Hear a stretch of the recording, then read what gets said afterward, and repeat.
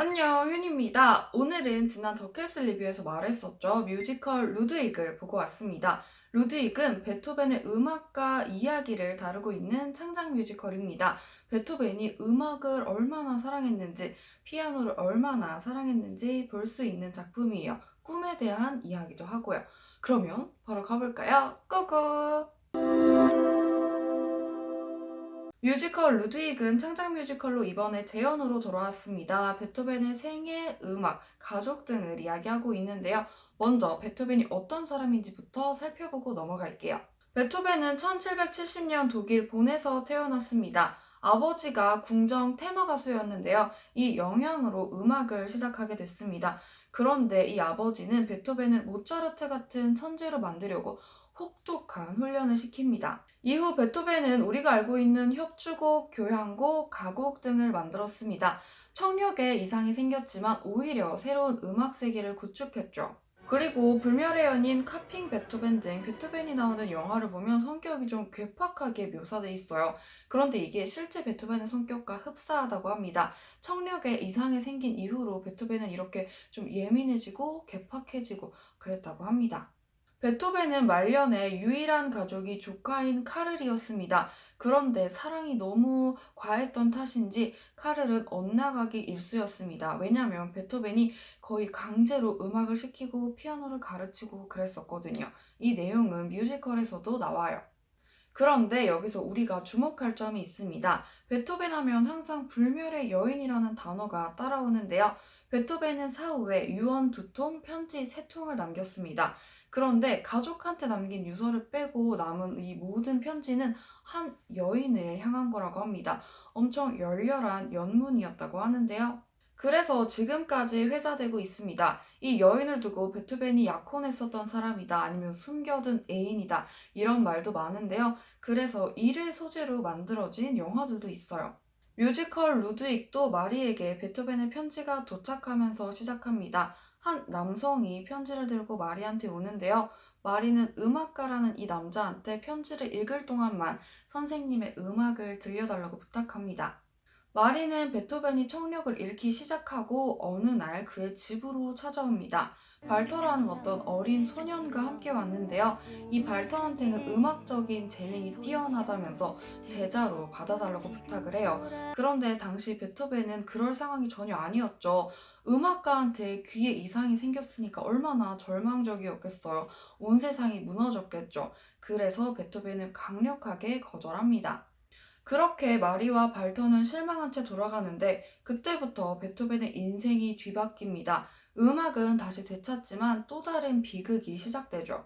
작품은 이렇게 사실과 픽션이 섞여서 나옵니다. 베토벤의 업적보다는 그의 인간적인 면모에 더 초점을 맞춘 작품이에요.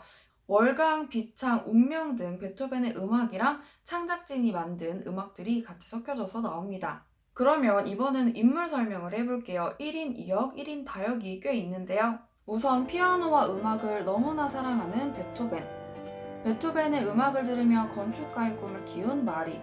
젊은 베토벤 역과 조카 카를 역. 어린 베토벤 역, 발터 역, 어린 카를 역. 그리고 직접 극 중에서 피아노를 치는 피아니스트 역이 있습니다. 이번에는 넘버 소개로 가볼게요. 먼저 다락방의 피아노. 어린 시절 베토벤은 모차르트처럼 천재가 되려며 혹사시키는 아버지 때문에 힘들었습니다. 근데도 피아노가 언제나 좋았죠. 다락방에서 치던 피아노는 베토벤을 때리기도 하지만 어루만지기도 했다는 설정이 가장 기억에 남아요. 시련은 청력에 이상이 생긴 청년 베토벤이 좌절하는 장면을 보입니다. 말년에 베토벤이 뒤에서 같이 노래를 부르는데요. 음악가에게 귀를 아사간 신을 향해 소리칩니다. 운명은 베토벤에게 새로운 인생이 펼쳐지는 장면을 엿보입니다. 청력을 잃은 건 소리를 잃은 게 아니라 친구를 얻은 거라고 깨닫습니다. 제가 루드윅 전체에서 가장 좋아하는 장면인데요. 특히 말년 베토벤의 감정을 폭발합니다. 들리지 않는 귀로 세상에 다시 나아가는 베토벤이 너무 멋있어요. 이번 곡은 세상을 넘어 꿈을 향해. 폭풍우가 치던 날 베토벤 집에 마리랑 발터가 찾아옵니다. 제자로 받아달라고 하죠. 그리고 마리는 그동안 베토벤을 통해서 자신이 꿈을 키워왔다고 고백합니다. 자, 그러면 이번에는 저의 개인적인 후기를 말씀드려 볼게요. 저는 잘 보고 왔고, 또 제가 요즘에 울보된 거 다들 아시죠? 이번에도 또 울고 왔습니다. 저는 작품이 뒤로 갈수록 더 좋아지더라고요.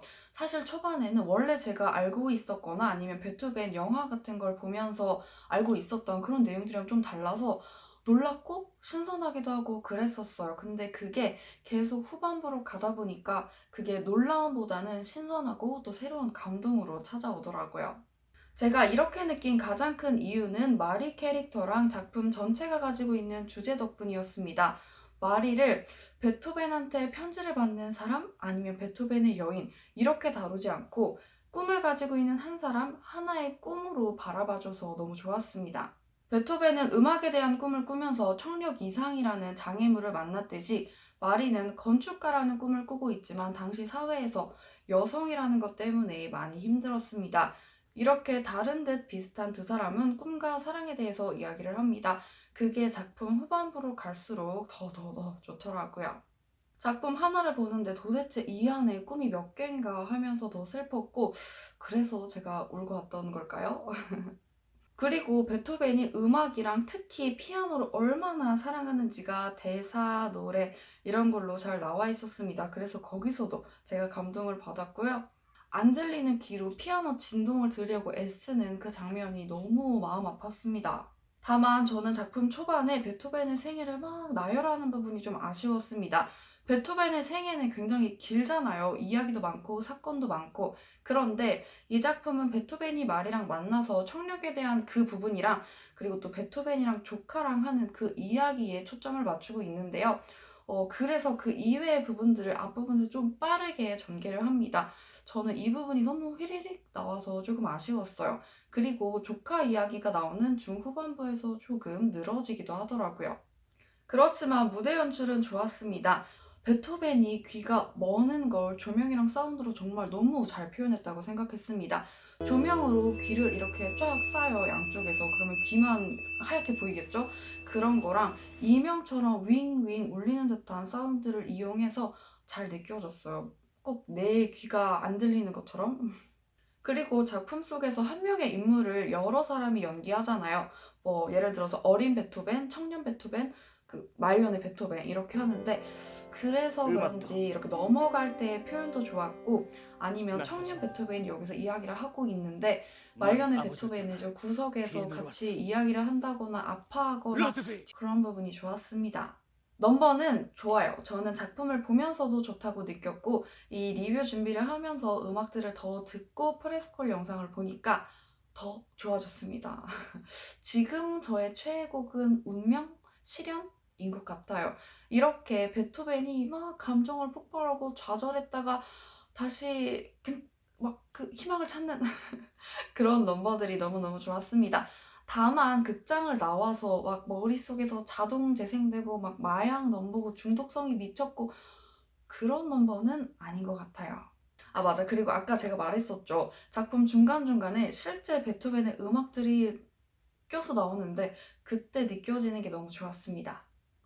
제가 보고 왔었던 페어는 바로 이 페어였습니다. 제가 본 이 페어도 너무 추천드리도록 할게요. 특히나 저는 베토벤, 김주호 배우님의 베토벤, 너무 좋았습니다. 베토벤의 감정 폭발하는 부분에서 정말 너무너무 좋았는데요. 제가 아까 운명이랑 시련이 좋았다고 그랬잖아요. 이분의 베토벤 덕분에 그랬었던 것 같아요. 루드윅은 지난 시즌부터 여러분들이 저한테 추천한다고 좋은 작품이라고 말씀을 해주셨는데요. 추천해주셔서 정말 감사합니다. 너무 잘 저는 보고 왔어요. 아쉬웠던 부분이 잊혀질 만큼 후반부가 저한테는 너무너무 좋았거든요. 그래서 참 좋았던 작품이다라는 기억으로 남을 것 같습니다. 여러분들이 이 작품을 보실 때는요, 베토벤의 업적, 베토벤이 막 누구다, 막 엄청 웅장하고 이런 거 기대하시지 말고, 베토벤의 인간적인 거, 작품에서 베토벤이라는 사람을 통해서 어떤 이야기를 하고 싶은지, 거기에 초점을 맞춰서 보시면 잘 보고 오실 작품이라고 생각합니다. 여러분, 영화 소개는 어떤가요? 베토벤 나오는 영화들도 정말 좋거든요. 일단 음악도 정말 너무 좋잖아요. 일단 오늘은 여기서 마무리를 짓도록 하겠습니다. 오늘도 잘 봐주셔서 너무너무 감사하고요. 가시기 전에 좋아요, 구독도 꾹꾹꾹꾹 눌러주시고 안녕! 인스타도 팔로우 하세요.